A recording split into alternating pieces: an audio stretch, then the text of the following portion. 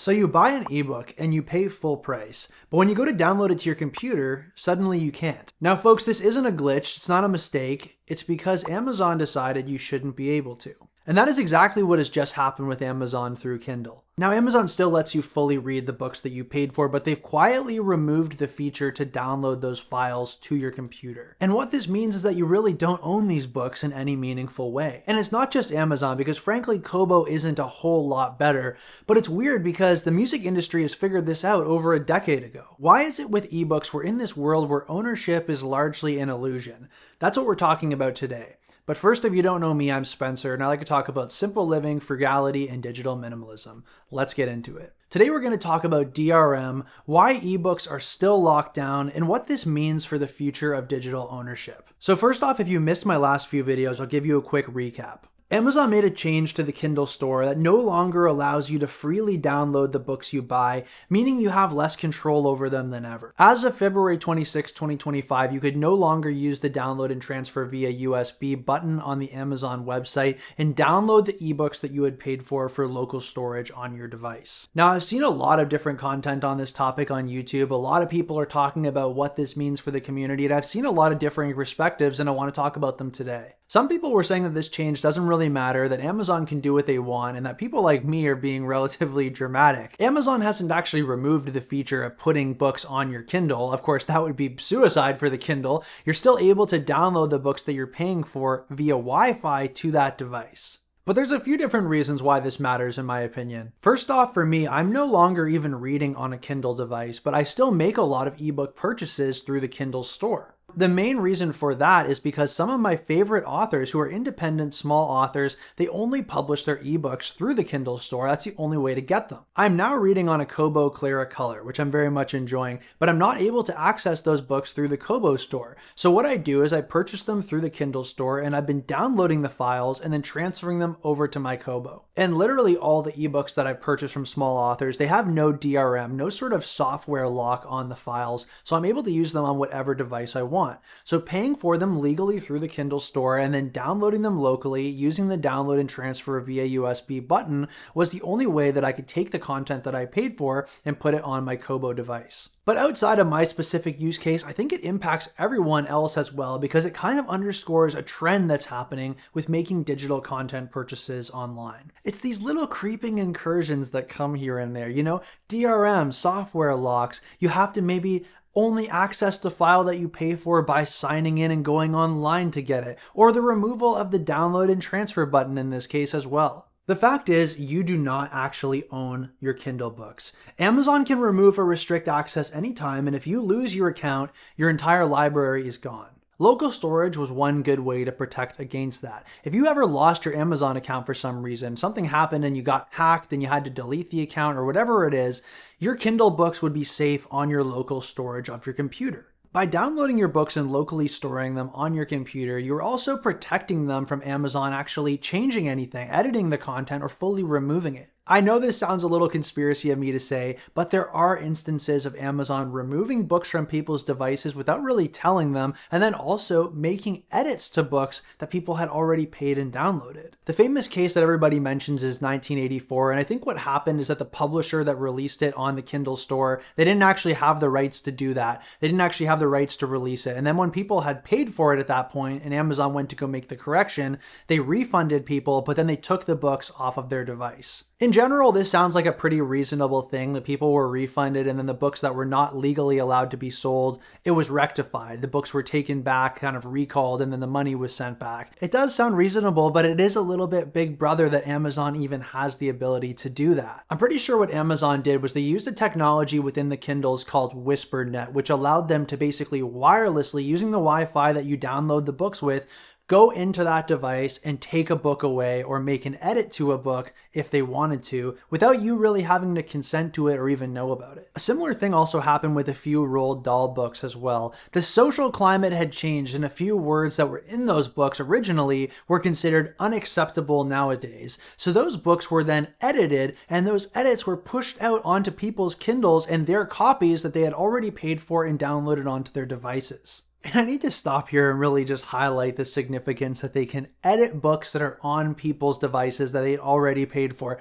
Books are supposed to be kind of a finite thing. They're supposed to be an unchanging record of events or thoughts. The fact that Amazon or any publisher can just go into an ebook and change any of the words that they think are problematic suddenly based on the social climate or whatever other reason they have to make these edits, I think that is, it just kind of corrupts the whole idea of what a book is about, and I think that is a bad way to go. So people had until just before February 26, 2025 to download and locally store their ebooks if they wanted to protect them from any of these possible changes down the line. In some of the other discourse that I saw around this topic, people were saying it doesn't really matter that these features are gone. It doesn't matter that you can't download these files because you can download them to the Kindle directly via Wi-Fi. Amazon just got rid of it because people no longer need that feature and they can just use Wi-Fi to put stuff on their Kindle. It was just an ease of use thing. They didn't need this anymore, so they got rid of it. I think that type of corporation defending is just not a good way to go, and it ends up hurting us as consumers long term. I don't think this choice was made by Amazon just because, that old download and transfer via USB function, it's just collecting dust over there. Let's cut our losses and get rid of it. I think it had a lot more to do with consumer control and limiting consumer choice than anything else. Like I said, I still use the Kindle store to buy books from small independent authors who sell books without DRM, but don't sell them anywhere else other than the Kindle store, so I can sideload them onto my Kobo device for reading there. I'm sure I'm not the only person who's doing that, who's paying for that content legally to put it on my Kobo device because it's not available through purchase on the Kobo store. But I am also equally sure that Amazon doesn't want me doing that, even though I am paying full price for the book and doing it within my legal right. They want me to not have that option, to have that book at all if I'm reading on another brand e-reader like Kobo. They want to force me to buy something like a Kindle because that's the only way that I'm able to access those books from my favorite authors. Also, for the people out there who were still making their older Kindles without Wi-Fi last, this is a move by Amazon to push them to buy newer product as well. Anyone using an older Kindle without Wi-Fi built in needed that download and transfer feature, so they were able to still make purchases of books now in February or March of 2025. If you want to buy a book and you have an older Kindle that doesn't have Wi-Fi, the only way that you could get a new book on that Kindle would be to use the download and transfer via USB option. So the only option left for these people are to buy a new Kindle. So no, I do not think this was a move just to clear out that old button that was collecting dust in the corner. I think this was much more of a choice to limit consumer choice, so the only choice that consumers had was to buy a new Kindle. Now, in my previous videos, I also recommended people look to another company like Kobo as an alternative to getting something from Amazon, getting something like the Kindle. Kobo is doing a better job than Amazon at this. They are still allowing you to download the books to your computer if you want to hold those files yourself, but Kobo doesn't come without their downsides as well. The main issue here is DRM, and now I've talked about DRM throughout this video so far, but I'm just going to stop and define it here. So DRM means Digital Rights Management. It is basically a type of software lock that is put into files, whether it's going to be an ebook file or even a movie file, that prevents you from sharing or copying that file. So you're not able to give it to people who hadn't paid for it, that type of thing. What it also does though is it prevents you from reading a certain type of ebook, let's say a Kindle ebook, on a Kobo if you were to use the download and transfer function and that file had DRM built into it. The issue with DRM can be simplified as much as this. It really just says when you buy something with DRM, you may have bought this, but we still control it. With pretty much any book on the Kindle store from a popular author or publisher, you're going to have DRM in the file and you're not going to be able to use it on something like my Kobo Clara Color. However, from a lot of smaller authors, as I said, those files were sold DRM free and I was able to use it on any e-reader I wanted. Now Kobo is a tiny bit better than Kindle in this respect because Kobo does sell some books with Adobe DRM in them rather than Kobo's proprietary version of DRM. Whereas Kobo's proprietary DRM or Kindle's proprietary DRM, which is used on every Kindle book available in the Kindle store, it only allows you to read those ebook files on that respective device. It doesn't matter how you shake it, folks. It's like Coke or Pepsi. It's the same kind of BS between two different brands. You're not able to read the ebooks that you pay for on another device if you switch brands. Your library stays with that company. However, where Kobo is a little bit better is it does give you the option to download some books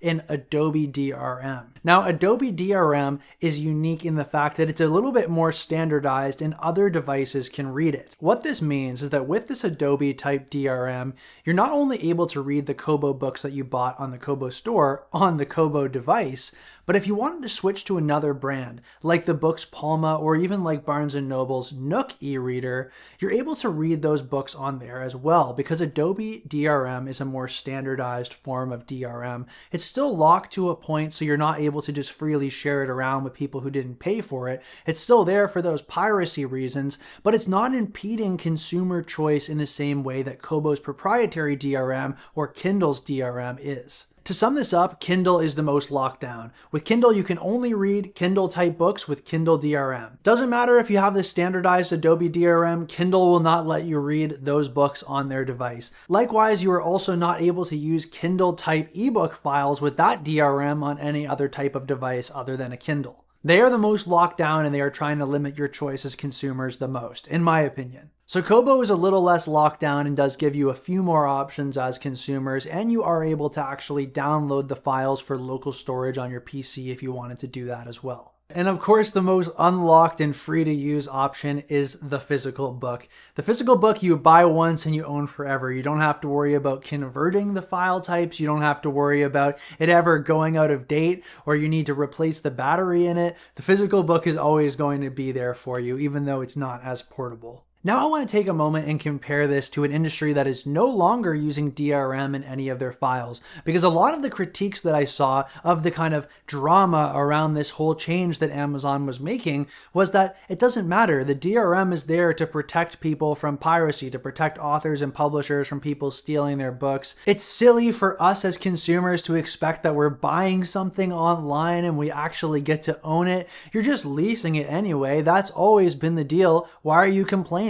I want to compare this ebook situation to a different industry altogether, and that is the music industry and how they handle digital purchases. Remember back in the day when iTunes used to use DRM? When you used to purchase music through iTunes, it was all tied to your Apple account, and people hated it. If you had an iPod and you had all of that music with DRM on your iPod, and then you switched over to a Sony Walkman or a Zune or something, you're telling me you can't bring it with you? That's crazy. And folks, people agreed with me. So fast forward to today, and you can now buy any album you want online through tons of different sources, DRM free. Whether you're buying it through websites like Qobuz or 7 Digital or HD Tracks, all things that I've mentioned on here, even if you're buying it through Apple, you can buy DRM free music through Apple, and even you can buy DRM free music through Amazon themselves. So in the music industry, while streaming has taken over, if you wish to purchase music and actually own it, you can do that. You can purchase content online, digital music, you're able to download the files and actually hold and own those files. So why is it that books are stuck in the past? I don't think they have to be. I think it's this idea that, what are you complaining about? We just get to lease. Don't you understand? You were never purchasing it, dummy. You just get to pay for it and you don't actually get to own it.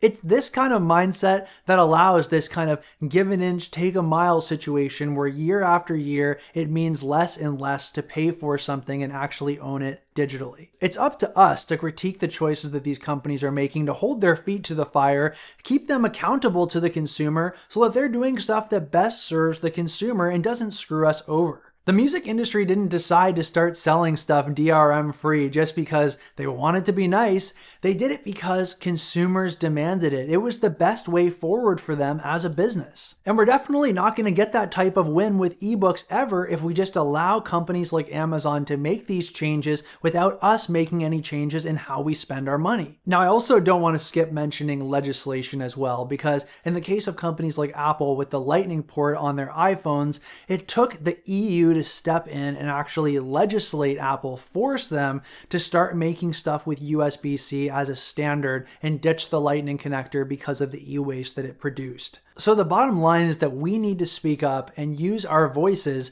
to make sure that our needs as consumers are heard, so that companies aren't just going to make these changes that serve them best and leave consumers in the dust. Wrapping up here, I just want to talk a little bit about what I feel the future of DRM and digital ownership is for us. Honestly, right now, I'm not super optimistic about our digital ownership rights, just the way that things have been going. There are certain publishers, some of which that I'll list up here, that do offer their books DRM free at present, but they are the anomaly. They are not the norm, certainly not. Right now, most of the mainstream ebook stores, they don't want to change. Why? Because it locks you into their platform. Right now, Kobo and Kindle, it's kind of like, I guess, Xbox and PlayStation. You know, you may be able to get the same game on the Xbox as well as the PlayStation, but you're not able to take the disc for your Xbox and put it into your PS5 and play it. That's the way that Kobo and Kindle want it to stay. They want you to feel like you have to stick with their company because you've bought so many books through their platform that switching would be too much of a costly change because you'd have to buy those books again. If you could download the books that you pay for DRM free, or with some sort of standardized DRM that could be transferred between e-reader brands, then you would actually choose what e-reader company made the best product in your opinion, not based on which one you'd bought the most books from. This would force companies to attract consumers by making better products rather than by locking you in by limiting choice because the books that you bought are only readable on those devices. So you can see why it may be in the interest of these companies as far as profits are concerned to keep consumer choice limited and offerings narrow. Now, I want to be clear that I'm never going to advocate for piracy on this channel or even advocate for breaking DRM on the books that you paid for, because that is illegal in most places. But you can understand why people are using tools like Caliber in order to break DRM on the books that they paid for so they can read them on whatever device they choose, because that feels like what ownership should be like. But at the present, that's not the case. I do hope that we can get to a point in the future where, similarly to the music industry, a wider amount of publishers are offering their ebooks DRM free so that you can use them on any e-reader you want. Or at the very least, the EU should mandate that every e-reader company, Kindle, Kobo, Books, Nook, they all have to use the same standardized DRM to prevent piracy and illegal copying of the file, but allowing people who pay for the file to own it and use it on whatever device they want to read it. But in the end, folks, this is only going to happen if we speak up, if we use our voices and we advocate for the change that we want to see. So I want to hear your voice now. I want to see you in the comments down below, letting me know what you think of all of this, the state of ebooks, DRM, and the restriction of what it means to actually own content online. Do you still buy ebooks? Are you still going to continue buying ebooks knowing this? Are you going to seek out DRM-free alternatives wherever possible? Let me know down below. I would love to hear from you. I hope you found this video interesting, folks. If you want to see some bonus videos and support the channel, then head on over to my Patreon, where I'm sharing bonus videos quite often on there. Thank you very much for watching. I will see you in the next one.